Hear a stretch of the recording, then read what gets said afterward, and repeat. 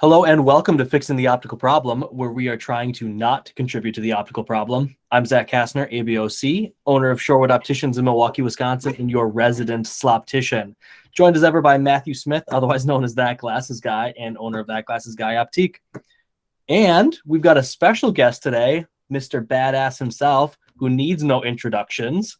Oh, dear Lord. I have free reign and one last question. There's nothing left on the list, and that just doesn't seem right at all. Okay. Well, you just can't put me on the spot like that, apparently. Normally, I'm so much better at that. We could talk about, you could ask him about contoured prism. You could talk about yoking. Oh, there's dear all God. kinds of things that you could be talking about. Talk about progressives that aren't really progressives. Come on. Fine. Yes. No, that one actually. I have fun with this one. So the progressive that is not a progressive, the new style of making a lens, supposedly, is with the lateral banding to create the add power. Are you familiar with that, Scott? Which one? I'm trying to keep it vague. The new natural accommodation lenses. Okay, so this is Michael's patent. Yes. Okay. Yeah, I was at Quest when he was working on it a few years ago. So do you think that brings anything truly new and different to the table that we haven't seen before? Because I've worn the lens and I wasn't super impressed right off, but you get to see these things in a lot more depth than what I do, just touching it one time with a low ad. And yeah.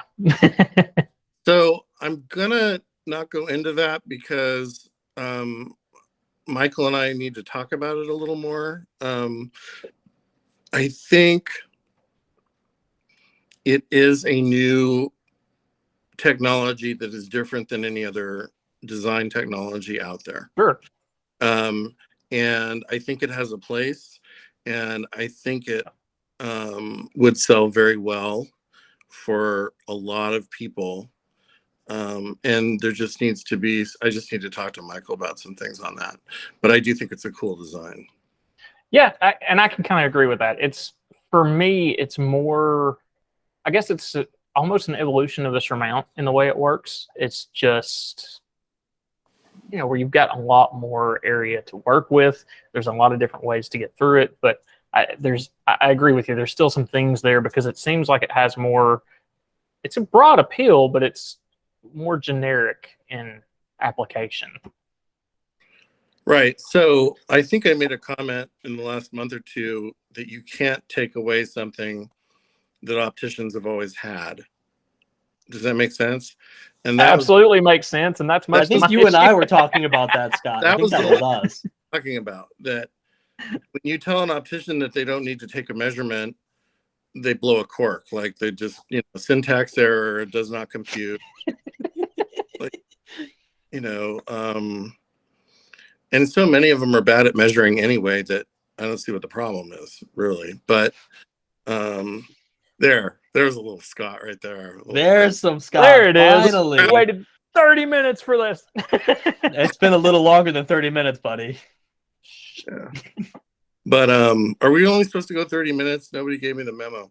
We're probably going to split it. Don't worry about it. Yeah. Oh, we're going to split this into two. Okay. Well, possibly. Yeah. Well, they've got 8 more minutes. So no, but yeah, I mean, ask me something else. All right, Zach, so he won't go into your it. Turn. You didn't even get anything out of him. I know it. I think we'll leave contoured prism for another day. That might be a great. That piece of shit. Oh my God. So this is what contoured prism is. It's a rebranding of a Signet Armor Light patent that's expired.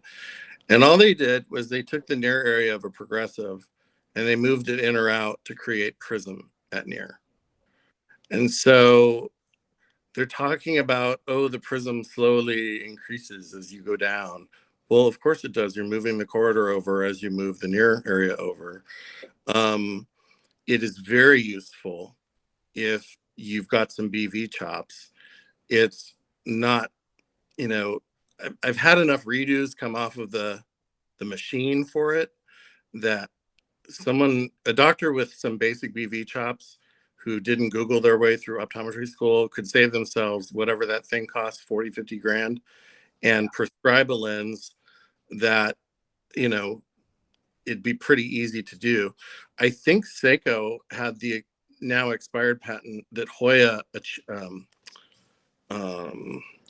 bought Seiko, and that was where you could give a near PD, and they would adjust it accordingly.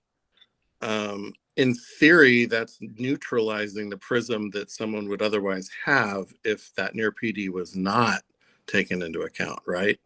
So why wouldn't someone just figure out Prentice or the more there's more fancy things than Prentice now, and order that Seiko lens accordingly.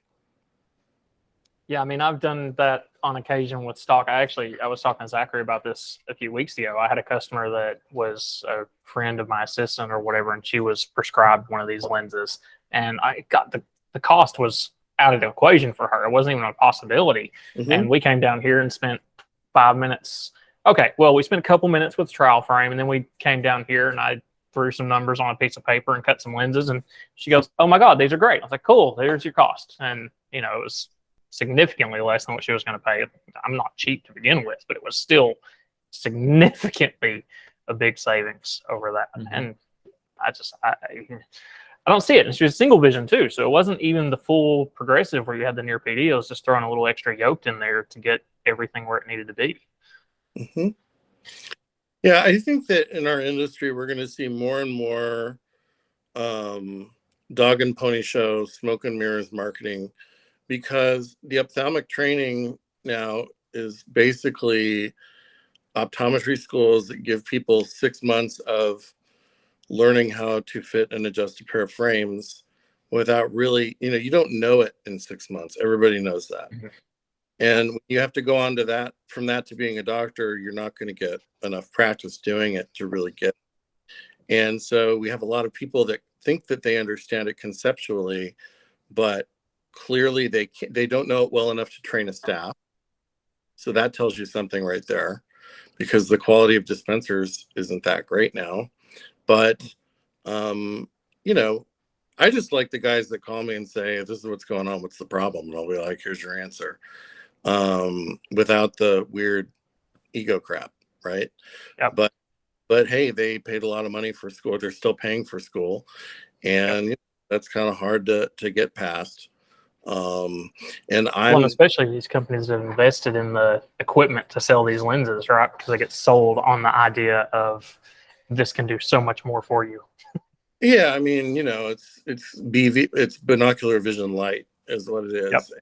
And to be able to market a freeform stock lens, I mean, it's don't get me going. We were almost hoping we could get a real rant going. Well, at BA, I like what we're doing. Instead of artificial intelligence, we're using real intelligence, and we're putting it into an AI algorithm, which is what... I'm sorry? Don't even get me started. This AI crap is not actually AI. Artificial intelligence is totally different than the machine learning that they're using. It drives me insane. I mean, the funny thing is, basing an ad power based on age is what a rookie MD does, who had instead of 6 months experience dispensing, they had 2 weeks. And, there are a lot of MDs that look at the age chart, and that's the ad you get. And I'm sorry, that's not real life. And so putting that into an algorithm is, okay, that's AI, but that's like a 4th grader did his AI project for, the class project in 4th grade. We're not at college. We're at 4th grade. And, boring, stupid, lame. And expensive. Yeah. Oh, way overpriced. For what people pay for that, they could get a phone call to me. That's Wait a Scott's next second. service. He's going to offer phone calls straight in. Just talk to me. Here's your bill. Yeah. Wait a second. Is this coming out of your budget or my budget for this, Matt? Yeah, there you go. I don't know how many favors we had to call in to get this. Oh God. Well, you guys are doing well. You've both got your own stores. You're both on the younger side. You're excited, and I'm glad to be here. I hope that hearing the grouchy old man grouch about optics for a minute was fun. So I have a question for you guys. How do you guys do your marketing? Who does your marketing for you for your stores? How do you sell yourselves? I sell myself on the street corner every single day, sir. I'm out there just working it, man. Oh no! Did you say out there working it or out there wanking it? Like I was like, I mean, it depends on the day. It depends on the day. No. oh my God, you had to ruin it with that. Okay, so anyway, that didn't happen, and so back to the question. So my next question is, I guess our audience is mostly opticians. Do you get your original idea? This is kind of the latest thing I've noticed in the last, since right before 2020, it started happening where people have stuff they're doing in their stores that they don't put on Facebook because they don't want their competitors to know about it. And in independent optical, there's a lot of interesting, innovative things going on to reach out to new customers and marketing and whatnot that, you don't read on Facebook, where before it seemed like for years and years, people were just ravaging other people on Facebook. How do you do this? How do you do that? You don't really see that anymore. But as a result, if you go out into the real world, you start seeing really great ideas on how to close the sale or how to get more people to come in the door. And I don't know, do you guys experience that in your own stores without giving away your awesome secrets? Most of mine is referral based. So I don't do lots of direct to consumer marketing. I really talk with my referring providers in the area because I build that relationship and that trust, and then they send people to me based on what they believe I can do. Right.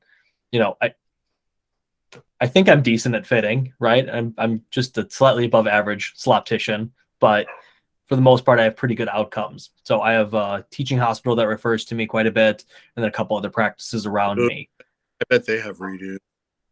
The teaching hospital actually is pretty good, especially because I have a trial frame. There you go. Do with that information what you will. Trial frames rock. It's my favorite tool. I like it way more than anything that measures pantoscopic tilt or wrap. There's a lot more that I can do with that. That's right.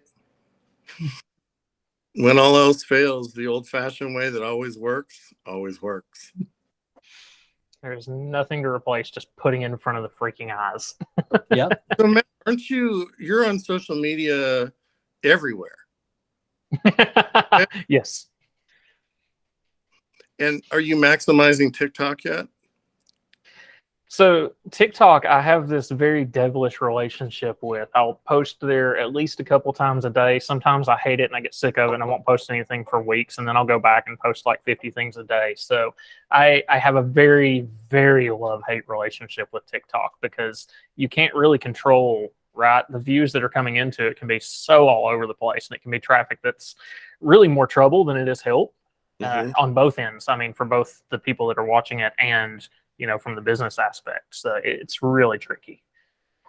Cool.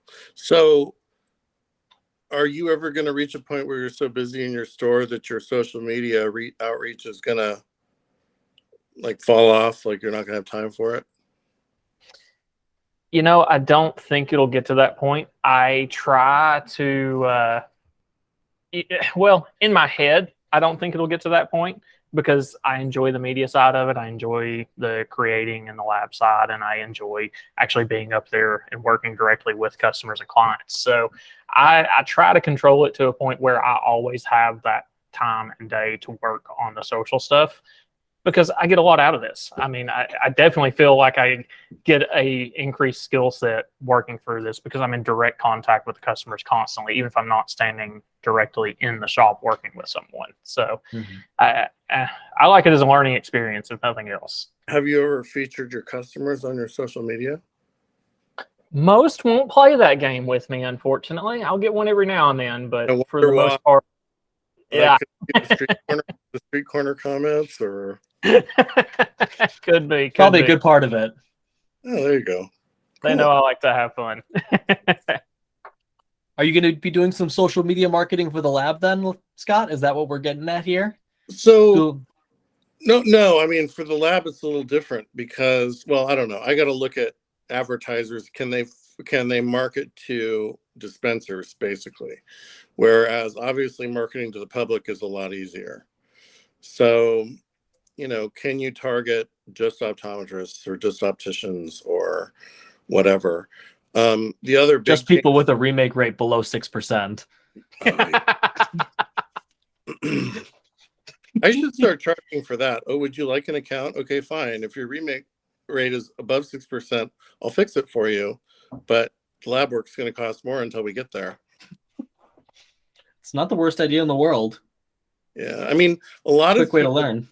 By supporting, so when you're supporting a lab that does 40,000 jobs a day, you are paying for you're paying for the lowest common denominator cost of filling all that extra work and all that extra breakage. Where if you have a low redo rate, I think you should be rewarded for it with a lower price. That's just something that I'm looking at doing in our lab, where, here's the free redo price. Here's the price that's much lower, but you pay for your own redos. It's sort of like paying for the Pay warranty. the stupid tax.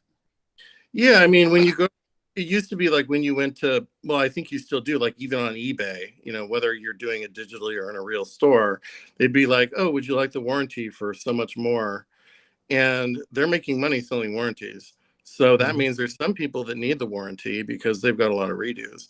But there's some people that know their stuff and know how to avoid a redo, and it would be much cheaper to pay for the redo than to pay for the warranty price. And those are the people that I'd rather work with because they're less drama. They know their stuff. Mm-hmm. And they know when they made a mistake. Yeah. And they know when they're like, say you buy a new edger and you're making a lot of new mistakes. That person is going to know, they're going to work on their mistakes and get better because it's in their, in their best interest to get better. When the lab pays for the redo, we've got skin in the game, and we've got skin in the game also because we want to keep a customer. So when you have two people partnering with this model that acknowledges everybody's skin in the game, I think you have a much better outcome on your cost of goods all around than just, oh, well, we get the free redo, no questions asked. We can be morons for the rest of our life and just do it wrong. And I mean, are you going to be taking better care of your customers because you don't care if you have a breakage? I mean, it doesn't make any sense. It's a screwy backwards model, and it's designed to help people out to be lazy and just sell more glasses. And you know what? That works for some people. So I'm just expressing what I think is a more efficient, better, profitable model. I know a lot of very busy stores with redo rates north of 30%. Oh my goodness. I mean, I've known of several stores career north of 50%. And at 50%, it's just not necessary. There's something grossly wrong. Like, buy a new pupilometer. I don't know what it is. There's something structurally wrong with that business. But what gets me is, north of 10 is like, now you're just spinning your wheels. It doesn't make any sense. What are you doing? You go to work to do redos all day. What's the point? Mm-hmm. And it's, everybody's different. I used to have accounts that had no redos for a year, and then I'd have another account with a redo every week. And they thought a redo or two every week was normal for them. And it's like, well, for this other account, it's not normal. And your stores are 3 miles apart. So don't tell me that it's, your patient base or your practice is different. It's not. But, people don't know. They don't know. Don't know what they don't know. Yeah. Ooh, that's the name of a podcast. You don't know what you don't know. Well, podcast doesn't name, but maybe the episode. There you go. So next time we'll do whatever Matt. I forgot what I told you we could do, but Matt wrote it down. So We're gonna Yes, read I a did. technical white paper, maybe even 2 of them. oh, that'll be fun. We'll get you back on here maybe in the next month or 2, and we'll see maybe a prepping for Expo, asking your lens reps the hard questions. I don't know. I'm just spitballing. That'd be fun. I mean, well, lens reps getting hard questions. Like they walk in with a script now. They have a script. So if you ask a hard question, they're. I admire honesty. Like, sorry, the answer to your question is not on my script. Oh, okay. Cool. Thanks for not wasting my time. Honesty is always good. What is on your script? Oh, well, just tell me that. All right. Bye. We're not going to get in our reps just yet. For the most part, I have very, very great reps, and I'm very thankful for all of them, especially my frame reps. So I'm not gonna hang them out to dry just yet. Well, frame reps are different. They are different. I understand that. Yeah, frames are different. Matt, any closing thoughts? No, I have so many thoughts for next time. I don't even care about closing right now, but we probably should. So let's we got an hour of content so far. Fixing everything he's got to fix. Yes. A lot of editing to do. That's Matt's job. We're good. All right, good. Well, thank you again, everyone, for joining us on Fixing the Optical Problem. Big thank you to Scott for taking some time out of his day. I know how busy he is, and spending some time just chatting with us and seeing what's new in the optical world. It was a lot of fun. We'll do it again. I hope so. Yeah, it'll be fun. Bye, Matt. Matt, you got to cut Bye, Scott. Can take off the ending. All right, guys. Cheers. All right. See ya. Thanks, Scott. Bye.